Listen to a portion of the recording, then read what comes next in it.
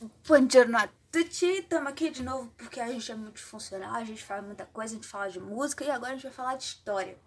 Mais especificadamente, né, da expansão marítima.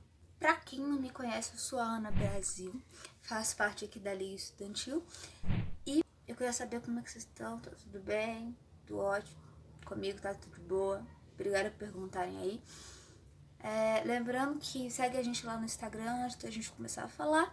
E já dá o like aí no vídeo, porque ajuda muito e dá um bom trabalho pra fazer. Já deu like? Posso confiar? Vou confiar, hein? Deixa o like.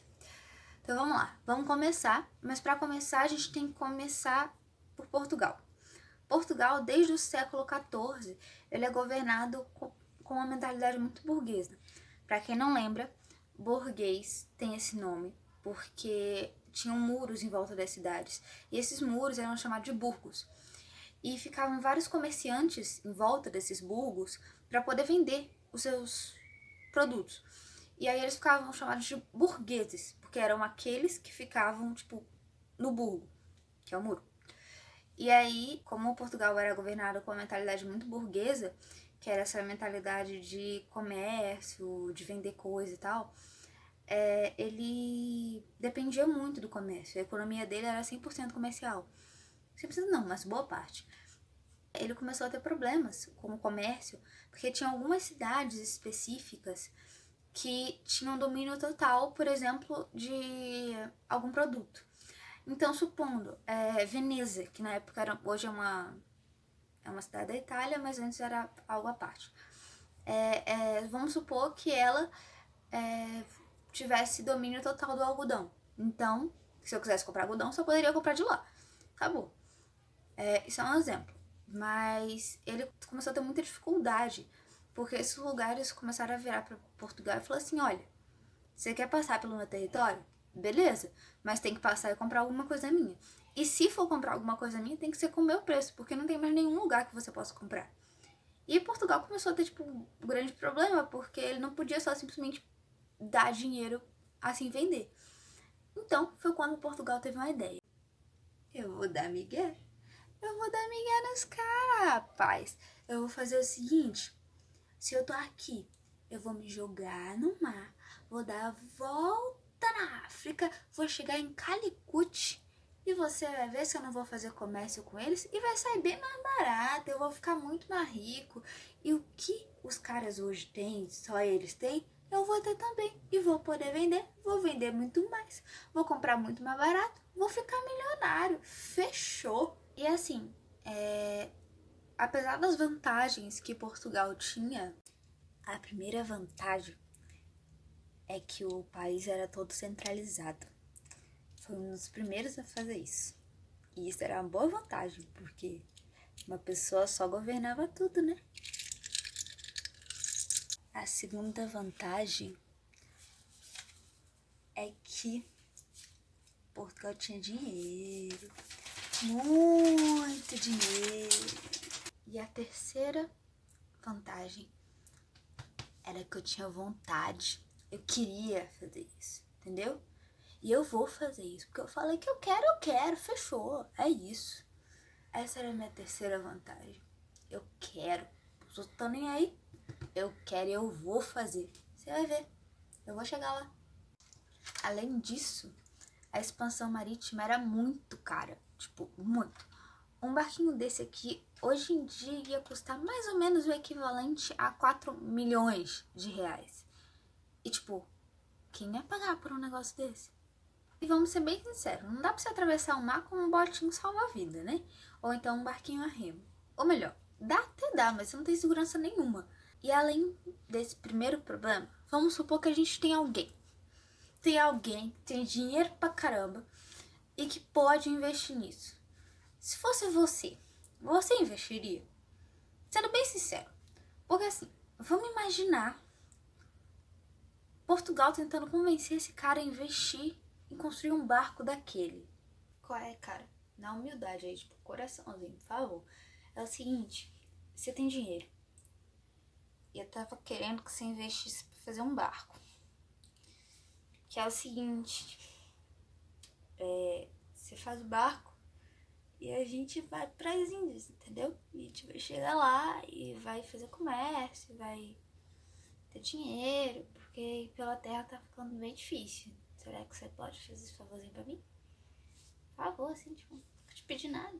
Será que dá? Beleza, tô fazendo o seguinte. Vamos supor, digamos que eu entro nessa sua loucura de fazer um barco. Quem é que vai pilotar o barco? A pessoa que vai pilotar o barco já foi alguma vez pro mar? Tipo assim, eu não sei se vale, mas ela já foi na praia. Ela já viu o mar, assim, tipo, da praia. Mas ela entrar, tipo, no mar, com barco, aí não, vai ser uma experiência. Primeira vez tem pra todo mundo, né? Vai ser a primeira vez que ela vai entrar nisso mesmo. Nunca foi, não. Beleza. E quem é que vai dentro do barco? Tipo assim, vai ser barco mágico agora. Vai vazio. Ou vai gente nele. Quem vai já teve no mar? De alguma forma, assim? Assim, vai dentro do barco quem tiver disposto a morrer pela causa. E fala assim, oh, acredito, E aí a pessoa vai dentro do barco. É isso. Fala assim, pô, tem mais porque viver, né? Aí vai no barco. Deixa eu ver se eu entendi. Você quer que eu gaste mais ou menos 4 milhões pra fazer um barco? Quem vai pilotar vai ser um cara que nunca teve no mar, que não tem experiência nenhuma, junto com um bando de gente que está indo lá pra morrer, e o barco pode navegar sem voltar pra mim nenhum retorno financeiro. É isso? É isso aí mesmo que você entendeu. Faz do barco. Já deu pra perceber que era, tipo, muito, muito, muito difícil convencer os caras a fazerem um barco. Até por causa da dúvida de se ia ter ou não retorno financeiro. Só que aí Portugal descobriu mais um argumento, que era um argumento religioso. Bom dia a todos e a todas. Estou aqui hoje para fazer um pronunciamento oficial para mostrar a vocês sobre a Guerra Santa. Não é mesmo? Estamos enfrentando um grande problema. Precisamos enfrentar isso de cabeça. Que é o seguinte: ao norte da África, como é do conhecimento de todos, há muitos islâmicos. E eles estão vindo dominar as nossas terras. Sim, gente. Sem pânico. Sem pânico. Porque temos uma saída. Uma única saída. Que nós vamos chegar lá primeiro. Vamos juntos chegar ao norte da África para poder dominar os seus territórios, para que eles não dominem o nosso. Só que tem um porém, para chegar lá só de barco. Beleza. Então juntou esse argumento da Guerra Santa, junto com o argumento econômico, né, de irmos para um outro lugar para conseguirmos fazer comércio, fez o complô dos dois e conseguiu convencer aos burgueses a investirem seu dinheiro em construir barco. Em 1415, eles conseguem, até que enfim, chegar em Ceuta, que é uma cidade no norte da África. Parabéns para eles. Mas o que acontece? Quando eles conseguem chegar em Ceuta, eles não param mais. Começam a tentar avançar, e aí pela bordinha, sabe, da África. E contornando a África, falando assim, não, agora a gente consegue. E não, na verdade surge um novo desafio para eles. Esse novo desafio se chamava Cabo Bojador. A questão é que, tipo, nesse cabo, as águas eram muito rasas. Então, os navios, eles passavam, batiam no fundo, né, nas pedras, e acabavam naufragando. 19 anos depois, um cara conseguiu passar por esse cabo. Tipo, esse cara chamava Gil Eanes. Vai estar aqui escrito pra vocês. E esse carinha, ele conseguiu atravessar fazendo o seguinte. Supondo que, tipo, isso daqui era o cabo. Aí ele passou um dia inteiro indo pro lado de cá e depois voltou. Então ele fez tipo um triângulo em volta do lugarzinho e conseguiu passar. E aí todo mundo ficou muito feliz. Passamos pelo cabo, graças aos Julianes. Enquanto Portugal não chegava em Calicut, que era o objetivo final, ele ia fazendo colônias em volta da África. Então, por exemplo, a gente não conseguiu atravessar a África para poder chegar em Calicut, mas a gente chegou nessa cidadezinha aqui. Então a gente para aqui, faz uma colônia, e aí depois a gente vai continuando e eles faziam paradas nessas colônias para poder chegar em Calicut. Então, cada viagem ela se tornava um pouquinho mais longa por causa dessas colônias que eles conseguiam fazer essas paradas. Além disso, eles aproveitavam essas colônias para fazer comércio com as colônias.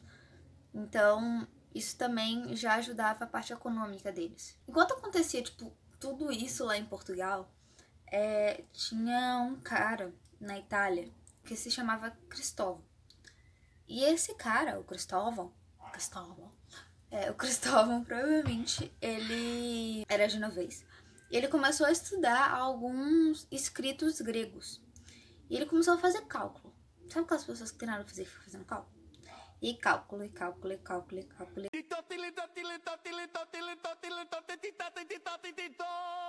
E aí ele puxou fazendo cálculo.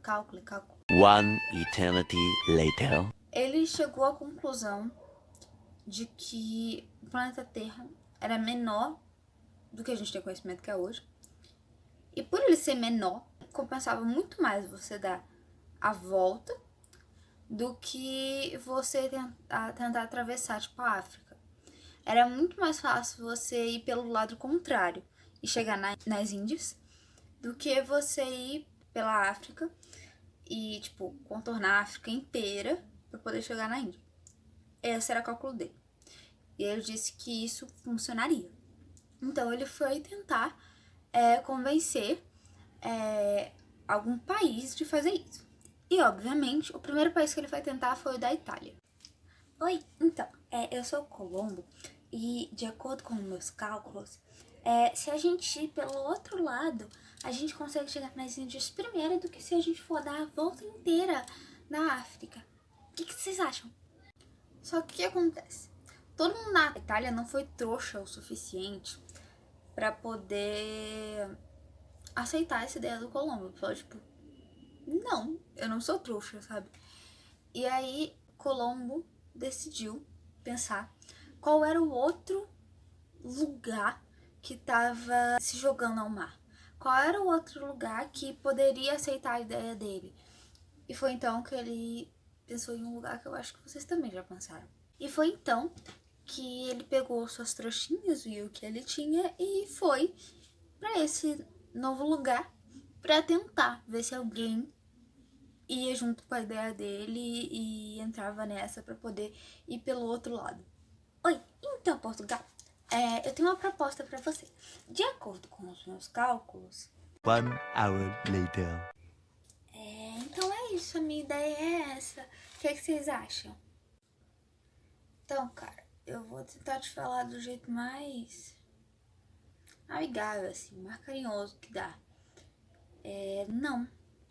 Não, tá bem, tô bem aqui. Sendo bem sincero, né? Porque é o seguinte, eu tô fazendo comércio com a África, né? Quando eu tô dando a volta pra tentar chegar lá na Índia. E tá sendo bem lucrativo, assim, eu tô ganhando um bom dinheiro com isso. Então, pra mim tá ótimo, é mais lucrativo do que fazer comércio com a água. Então, a ideia é boa, vai na fé, um dia você consegue. Mas por enquanto eu tô bem, tá? Mas obrigada aí, ó. De coração a gente agradece muito, assim, o reconhecimento, né? Você entender que a gente tá, assim, pensar na gente é uma consideração muito grande, a gente agradece. Mas tamo bem, quero não, viu? Valeu, né? E com esse não aí que ele recebeu de Portugal e da Itália, ele ficou muito triste, né? Isso magoou muito o coraçãozinho dele, assim, ele ficou muito chateado. Mas ele falou assim, não, a gente consegue, a gente chega lá, vamos lá, uma última tentativa. Ele foi pra Espanha. Chegando lá na Espanha, ele fala, pô, gente, é o seguinte, minha ideia é essa, beleza? E ele vai lá e apresenta a ideia dele, igual ele fez com todo mundo. Só que ele não contava que a Espanha tinha um outro motivo além do que ele iria dar para poder dar esse incentivo para que o Cristóvão fosse. Então, a Espanha tinha... O motivo extra que ela tinha era um motivo religioso. Que eles queriam chegar primeiro às Índias, não para fazer comércio igual os portugueses, mas eles queriam primeiro chegar às Índias para poder mostrar a eles o catolicismo, sabe? Dar a eles o catolicismo e catolizar todo mundo. Então, com isso, tava tudo armado. E a Espanha falou, tipo, pô, tem nada a perder, não é mesmo? E aí ela deu todo o apoio pra Cristóvão ir. E eles foram em busca das Índias. E aí, em 1492, Cristóvão chega na América Central, mais especificamente no Caribe. E isso faz com que ele fique conhecido como o Cristóvão Colombo, sabe? Mas nessa história toda, né, quando a Espanha chega lá, de alguma forma os portugueses ficaram sabendo e tocou tipo uma sirene lá em Portugal e ficou tipo pino, pino, pino, pino, pra avisar todo mundo, tipo, meu Deus, eles chegaram. Tipo, o cara que veio aqui ontem não tava maluco, sabe? Ontem não, porque essas viagens levavam meses, mas assim, vocês entenderam. E cara, Portugal entrou em pânico, falou assim, tipo, que é isso? Eu quero um pedaço dessa terra pra mim.